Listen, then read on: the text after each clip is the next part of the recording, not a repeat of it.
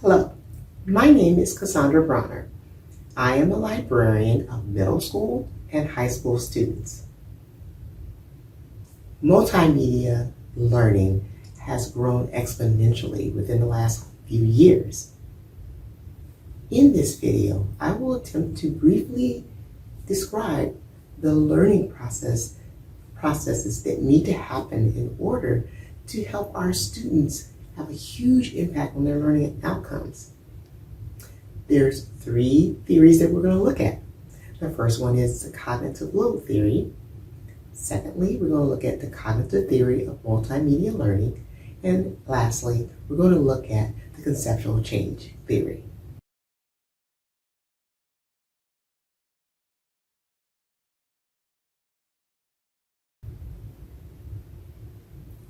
The cognitive load theory. Cognitive load theory is based on Sweller's research about how we learn and the process that it goes through. We have three memory stores that are considered. The short-term memory. This memory takes information that is perceived, that is paid attention to, and it only lasts a few seconds, but it takes that information and transfers over to the working memory. The working memory tries to make sense of this new information by putting it in categories or organizing it. The key concepts should be paid attention to and tried to be handled and transferred over to the prior knowledge, which is located in the long-term memory. Those pieces can be integrated and the new learning can be retained. There are three types of cognitive load: intrinsic, extraneous, and germane. The extrinsic cognitive load is caused by the complexity of the materials or the task itself. The extraneous cognitive load happens when there's ineffective instructional design or ineffective teaching, or there's too many distracting elements. In order to get germane cognitive load, intrinsic cognitive load must be managed. The extraneous cognitive load must be minimalized. This frees up the working memory so germane cognitive load can occur.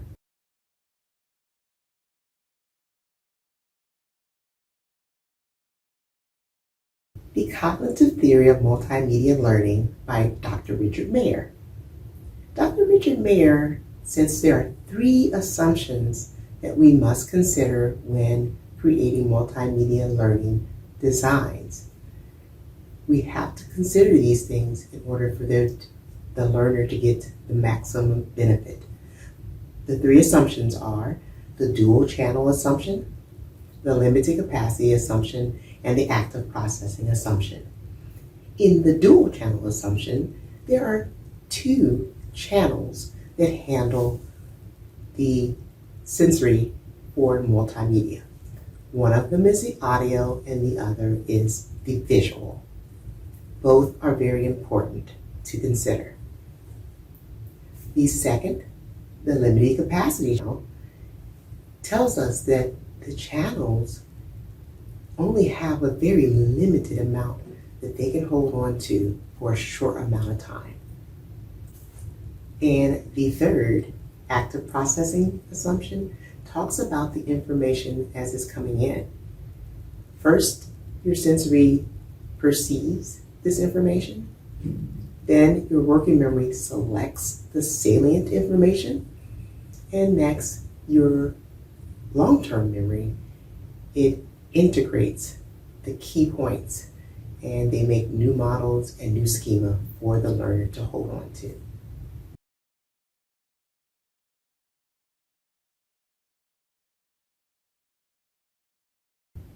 The conceptual change theory. This theory looks at the effect that social and emotions have on the learner's motivation and their belief systems. For example, a learner may have a long-held belief or maybe a misconception about a scientific phenomenon, and they receive information that conflicts with that. The conceptual change theory works for the learner when there are 4 conditions that happen. First, the learner must be dissatisfied with what they already believe in order to accept that new information. Secondly, this new information needs to be intelligible, needs to make some sense to the learner. Third, it needs to be plausible. Could this really happen? Could this really be true? And fourth, fruitful. How is this going to affect the learner?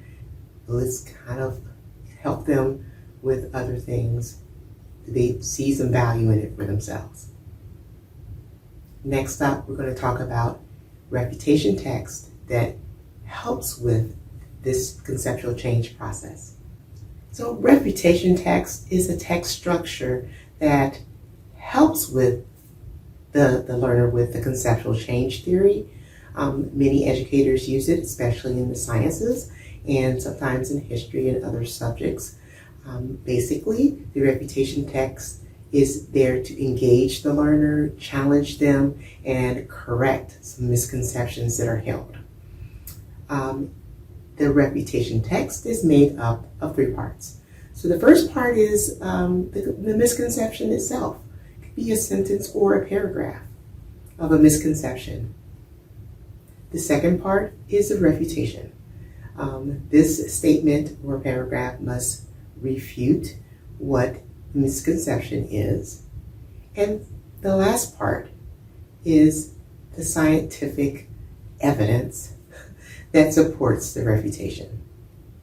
Once those 3 things are in place for the refutation text, it gives the learner a chance to restructure what they may have thought about that particular information. An accommodation can occur.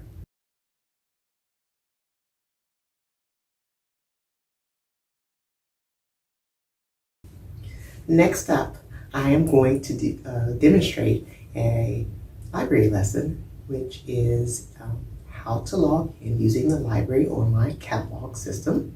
I will have this lesson and it's going to demonstrate how to log in our library catalog, but I'm going to use 3 multimedia design principles.